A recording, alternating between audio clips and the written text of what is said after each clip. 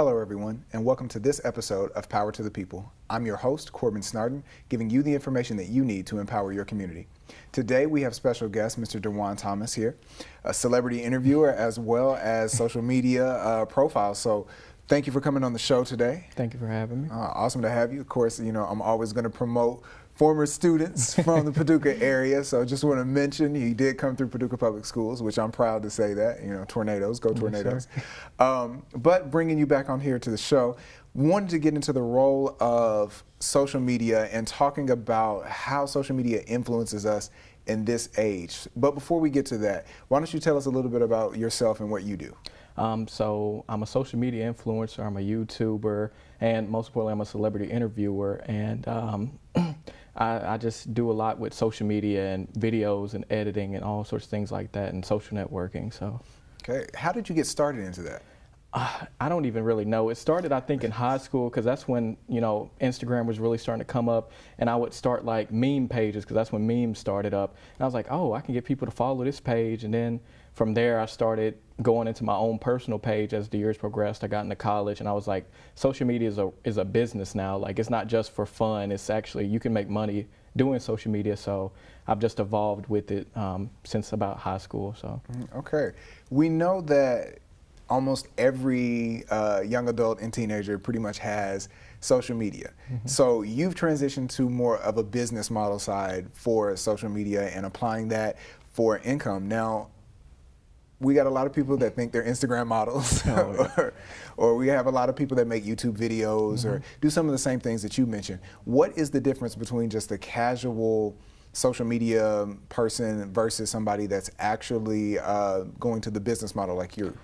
Well, I think it is like people that do it casually, they don't take it as serious as somebody like me would. Like, I take my social media seriously because it is an income for me through the platforms, and I put a grind into it. I invest into it. That's the biggest thing about it, is my social media is an investment. So people that do it casually, they may just be doing it for fun, but they're not going to get the results that I would get from, really grinding at it. Right. When we think about social media, everybody's after those likes. Everybody's after the double tap, trying to get the hearts or whatever, the comments. Everybody is wanting that. So how do you craft material that is going to generate the likes that you want, to get the responses that you want?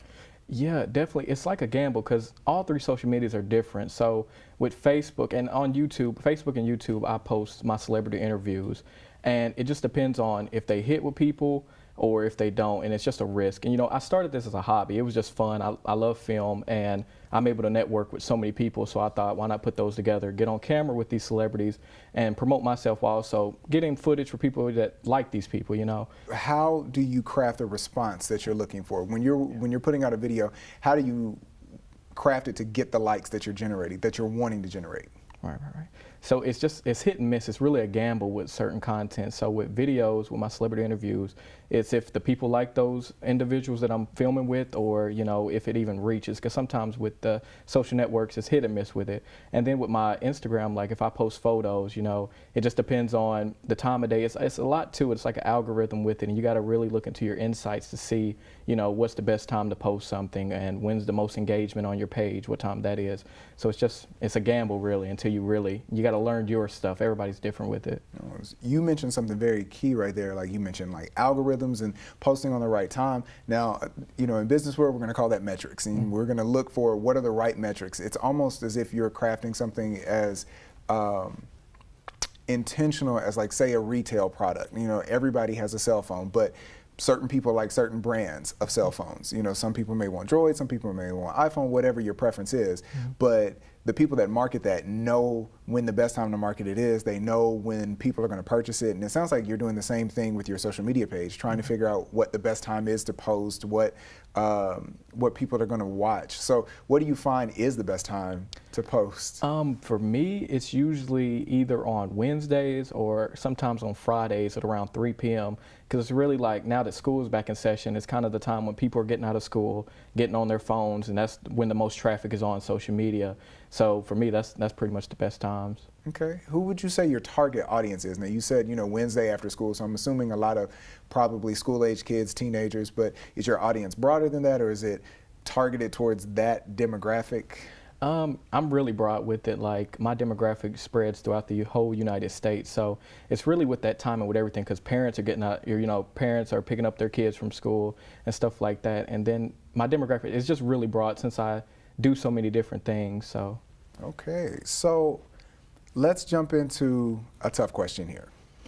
Social media can be very good. You just mentioned that, it's a source of income for you. It is, a platform that you're using to get out your ideas and expressions. But we also know that social media has a negative side, that it can cause a lot of problems sometimes. How do you, one, protect your brand for what you're trying to put on social media, and how do you avoid those pitfalls and this is just in general, how do you avoid the pitfalls of trying to post something that may be offensive or negative, or avoiding those? Yeah, I've learned that if you want to make it in what I want to do, you got to kind of have a filter on yourself. So with me, I've always been an outspoken person. I've always, not been afraid to talk about, touchy subjects. But I've learned with social media, you got to kind of be careful, because you don't want to offend this, this group of people while also getting praise from this group of people, because you'll lose this base, So you just got to put a filter on yourself and just try to avoid negative and touchy subjects, especially, if you're trying to make it big in this industry. Yeah, I agree. People can be very sensitive to certain comments, so, obviously there's some danger zones, and we've seen the horror stories of people that have posted stuff that has just kind of ran away and turned into monsters. When you're looking at your social media and you're looking at what you post, now, is it very strategic? Are you just kind of doing the random, maybe like, oh, I want to do Facebook Live today? Or are you being very strategic about how you're posting your things? I hope that makes sense. Yeah, I get it. It's kind of strategic. At this point, I'm still like an amateur in it, So I try to strategize when I should post something. That's why I kind of stick to my Wednesday date and either my weekend date. So it's kind of strategy, and it's kind of just playing with it and figuring it out, because I'm still got a lot to learn with it. You mentioned earlier that your social media is an investment. So in what ways are you investing into it? So really, when I say my social media, I'm kind of talking about my films, and that's more YouTube, Facebook oriented. So with that, my equipment is an investment, my editor equipment, my time is an investment, because it's a lot of time put into all of it. So that's when I speak of investment, it's kind of like the equipment and the grind of not getting paid to do it. So I'm investing in myself, basically. And people should invest in themselves. And I love the fact that you mentioned time, because you don't get a receipt for time. Yeah. You can't get a refund on time. Once it's gone, it's gone. So time is a very precious resource and a huge investment when you're using your time for something. And you also mentioned the equipment. People don't really think about that as much. The casual social media goer, or the casual poster, oh, I posted a great pic on Instagram, but did you have a really good camera? Right. Did you have a really good filter? What types of equipment are you investing into at this moment, trying to branch out? Cameras mainly, because I do a lot of film, so getting new cameras, because I started off with back when I first started filming, I started off with like a $30 camera that I got off eBay, and then about 2 years ago I got a $500 camera, and now I'm dealing with $1,000 cameras, so it's just that ladder of investment on them. Going up those ladders and really, investing in yourself. And that works with almost any field, If you think about somebody that does music, they may have started off on a cute little cheap guitar, and then the next thing you know, they're playing Les Gibson somewhere. Right. So I want to shift to the fact of when you're posting these things on social media, obviously you take very much pride in your image. I like the jacket, by the way. I'm gonna just give that compliment right now. Love the jacket. A big thing for Blazers. Yes. But so you obviously want a certain image that you want to portray. Is that trial and error, or are you, let me rephrase it, are you trying to present a particular image, or are you just one of the people that wants to be more authentic and real and like, this is the real Dujuan, I'm just posting the real Dujuan, or is it more of a crafted, scripted kind of thing? It's kind of all three of them put together, really, because I'm me whenever I'm on social media. I don't change myself to be displayed as something different. Like, I'm me, but I also watch what I post. So it's like I said earlier with the filter thing, so I could be me, but I might put on a filter to block out certain aspects of me that maybe I don't want to be out in the world, or I want to have my privacy as well. So privacy that's a good little segue there. So privacy, obviously social media is all about being connected, all about being open. and it kind of runs counterintuitive to privacy.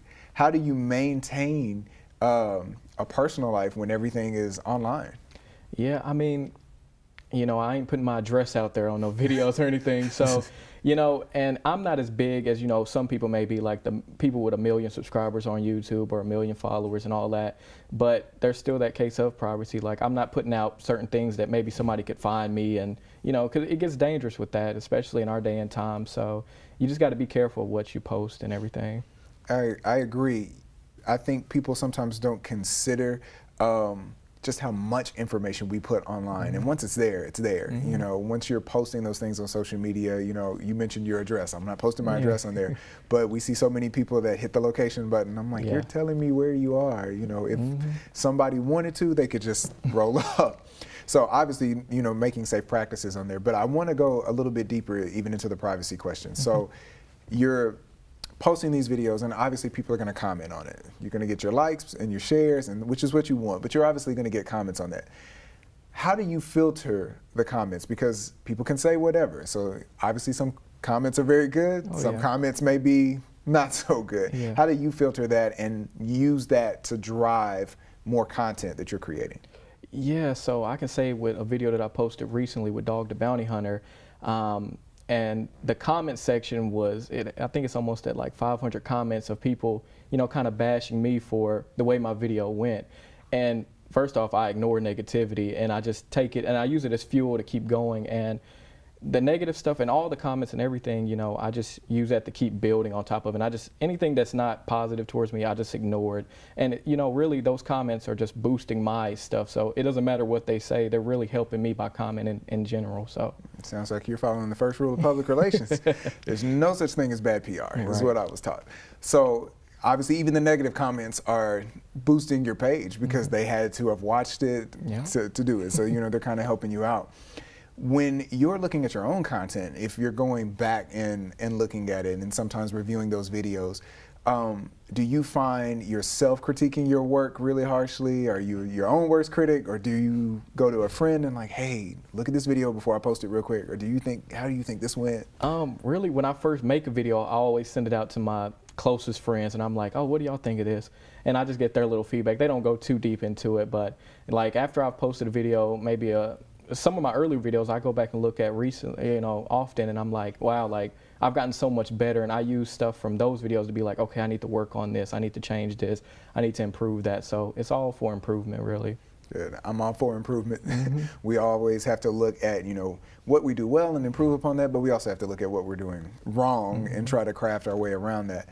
We mentioned earlier, or you mentioned earlier, I'm sorry, that, you know, you're into celebrity interviewing. Now, that's a pretty niche area. You know, we see people on social media with different things, but you seem to have found your niche in celebrity interviewing. How did you get into that? You know, honestly, I got to give honor to God on that. I've been blessed, and, you know, it's kind of like miraculous things because I've just come into the path of people, and it's just led me to more people and networking with even bigger people. So it's really, it started as a hobby, and I first interviewed my cousin Curtis, and from there I was like, oh, this is fun, I can do this. And I honestly can't say, I just was led, and I was on a path, and I just kept running into people, and it just kept developing into more and more interviews with people. So.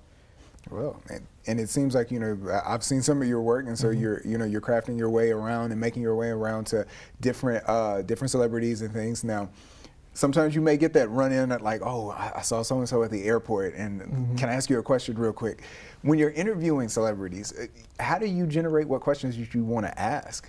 Wow, yeah, that's a tough one too, because like some interviews that I've had, I've set up questions, but you know, that door was closed. So I had to go to other people there, and I can say I was at a convention, and that's where I got a lot of interviews. And the people I was hoping on interviewing, I really didn't get to. So I didn't have any questions for any of the other people. But I guess I'm just so quick with it that I would just come up with questions on the spot, and they just turned out great. And like it was kind of like a conversation. One question would lead to another. And you know, I keep it quick and simple. And really with my interviews, I just like to get inspiration from them because they've always obviously made it in what they do. So my main questions are always, what inspired you to do what you're doing, and what advice can you give to anybody that wants to go into your field? So. I think that's very wise too, because you know those little nuggets can help somebody else along, and it's good for yourself too. Oh, You know, yeah. you're trying to learn too. I would be doing the same thing. I'm like, hey, how did you make a million? Yeah. But we sometimes know that, you know, when we're meeting with celebrities that, you know, you might only have that 15 seconds. You might only have that, hey, can I ask a quick question? And so, you know, being able to get that in the moment, you know, how do you even approach somebody if you just saw some celebrity that just walks across? Are you just the type to, like, oh, paparazzi style, I'm going to be in your face? Or are you like, hey, can I ask you a question? Are you more timid? Yeah, I just go up to them very professionally. Like, I say, hey, I'm Dujuan Thomas. I'm a celebrity interviewer. I just got a couple questions if you have the time for me to ask you. So that's really my script that I stick with every time. Good. You also mentioned that not in addition to being a celebrity interviewer, you have a more of a secondary role as kind of an influencer too. That your social media influences in so many different ways.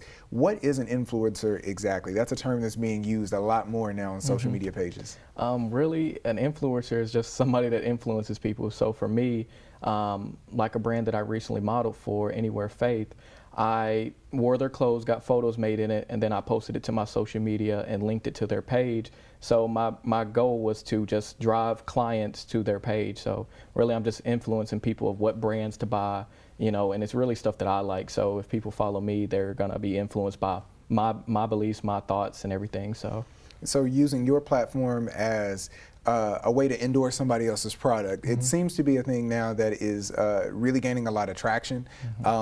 There's a lot of social media. Well, social media is the medium, I would say, but I see a lot of companies now that are using everyday, ordinary people who just have the following. And, you know, it's a very, very smart marketing piece. Now, they're allowing you to endorse, and I'm not saying any particular brand or anything like that. We'll keep that out of that. But so the brands and things that are approaching you, they're allowing you to use their product, or like exclusively. I'm sure they're giving kickbacks on it. Yeah, or it just depends. It's a client by client basis. So for one, I might do it as a charity if I really, you know, resonate with their beliefs, and then another one, I might charge them a set rate for, you know, promoting their brand. So using your brand, you're able to actually influence companies to generate income for yourself. Oh yeah. So that's neat. You know, normally businesses, the old school days, you know, businesses were like, we have a product, so-and-so is famous, we're going to use them. But now people who are celebrities are able to, or gaining the celebrity status or influence on social media, are able to actually work with companies and negotiate with them and say, hey, I have X amount of followers. If you want me to market your product, pay me this much. So that's smart business is what it is. So with your product, or not product, I'm sorry, with your platform, what's your end game? Where are you going with it? From day one, I've always said whenever I do make it to where I want to be, I'm first and foremost giving back to my community, giving back to my family, and giving back to those that supported me. So, and of course, you know, to make it for myself. So my end goal is just to be successful and be happy in life. Good. And one of the big things for me is, you know, people that always give back to their community, people that always find a way to give back. I think it's shallow of a person to make it to the top and then have nothing to share with anybody else. Nobody got to where they are by themselves. With your social media platform, you're evolving and growing it. Where do you see that going in the future? I just see it going up, honestly. You know, the more people I network with, the more opportunities that come to me. I just see it going higher and higher over time. Good. Education for that. So there's no degree for social media. There's no school for it. What are you doing to learn, or who are you learning from to keep developing your craft? Honestly, for me, it's kind of been trial and error over time. Like I said, from high school, starting off, I just learned little tidbits here and there. But now I can say it's just from the people that I've hung out with. I've been around people that have a large following in LA, and I just see how they run their pages and how they connect with people, and it just, you know, you just learn from people, really, or from YouTube. Honestly, YouTube teaches anything. So it really does. I use it all the time to fix anything. You mentioned too that, you know, you're doing modeling as well. So in addition to the social media platform, it sounds like you're a jack of all trades, really, and dabbling in a bunch of Renaissance things. So the modeling, how did you get into that?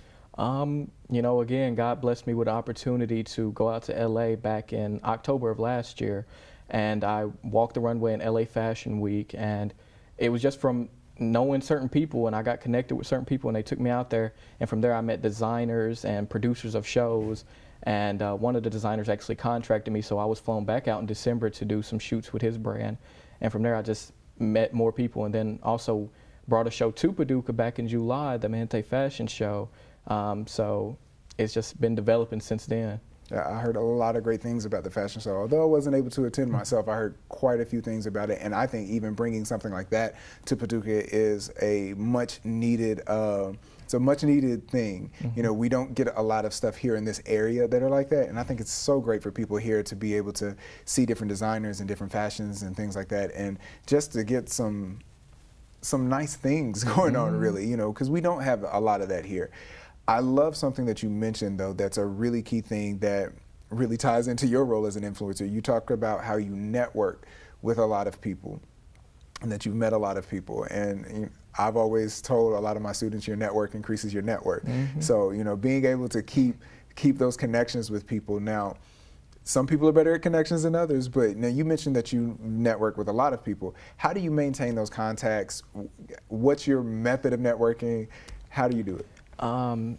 It's just reach out to people. Don't be afraid to talk to people, and that's my main thing. I'm not afraid to talk to anybody. So if I'm at an event or if I'm somewhere and I know there's people of high status there, I'm not going to be afraid to walk up to them and say, hey, my name is Dujuan Thomas, and ask them questions about what they do and just, you know, get that connection with people. And some people say that I'm like a friendly kind of person, so that I'm easy to resonate with in that kind of level. So, and if they tell you no, you just got to take the L and walk it off. Because, I mean, if one door closes, that means a bigger door is open somewhere else. Yeah, very good words. Of course, if I was younger, you know, scared money don't make money. So it's, but I love that. And people, so many times I think people stop their own dreams and stop their own visions from happening because they're just too afraid to kind of step out.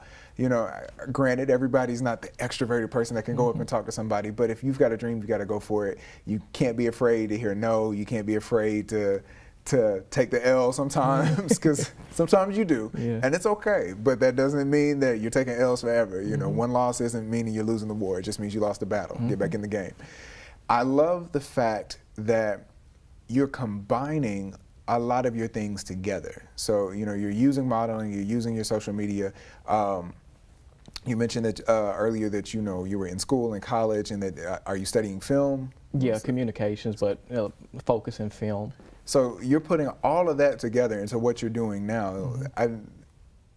Did that happen by accident, or was it just like, I think I need this, so let me add this to my repertoire, or were you more like, oh, that's cool, I learned it? Yeah, it's really just, you know, I don't really put a lot of thought into where my path is taking me. It just, everything that comes to me, and that's just how I've lived my life for the longest, and all my opportunities and everything that I do just comes, and I just take it with me and, you know, keep developing it along the road.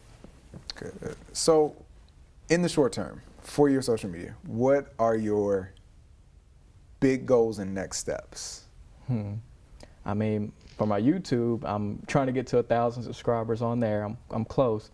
And for my Instagram, I'm just trying to, you know, continue my following, keep networking with people, because, like I said, I've networked with producers for TV shows and all that. So I just want to, you know, keep networking with more people. So just keep building my platforms. Any aspirations of going into film?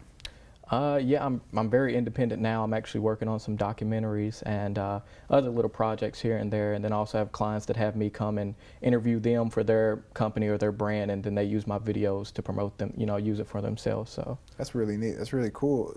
As you're learning all of this, I'm sure by now you've probably had even people that are slightly younger than you, or maybe even a lot younger, because obviously you're very young. I'm younger than me. For the record, y'all, I'm not that old. What are they asking you, and how are you sharing the information that you have? You know, I just keep it positive and, you know, try to inspire them as best as I can. I just tell them to don't let anybody stop you from doing what you want to do in life, and don't let anybody, you know, make you doubt yourself. So I just give them whatever advice they're asking, and I just keep it positive with them and just motivate them to keep doing what they're doing and telling them that they can do it, because I'm living proof that you can do anything you put your mind to.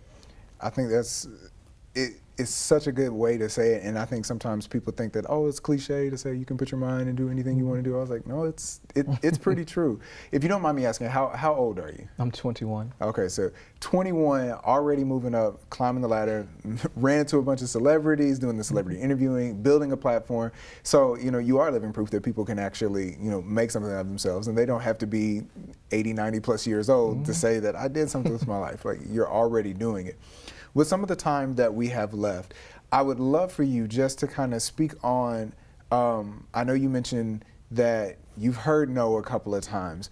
How have you taken some of the challenges? And if you don't care to be specific, but we don't have to get too specific, how have you taken some of the challenges that you've had in what you've been trying to do and turn those into wins? Basically, I can talk about a personal story where I went viral on TMZ for, you know, the Spice Girl Mel B. She assaulted me in that case. And that was a lot of negative feedback that I got. And, you know, it kind of brought me down for a little bit, but I used that to build myself back up, because I'm like, okay, you can't let this little stuff, people messaging me and doing all this, bring you down. You just got to use that as a platform to keep building and just learn from your mistakes, honestly. Yeah, learning from mistakes is key. Everybody's going to make a mistake, and we've all made them. And so, but I think that you're definitely moving in the right direction. You're moving on a good path, and I so greatly appreciate you coming on the show today. We want to make sure that you follow us on Facebook at Paducah NAACP. And if you're not a member, look into becoming a member by going to naacp.org. We love you, and we want to make sure you catch us the next time on Power to the People. Thanks, and we'll see you later.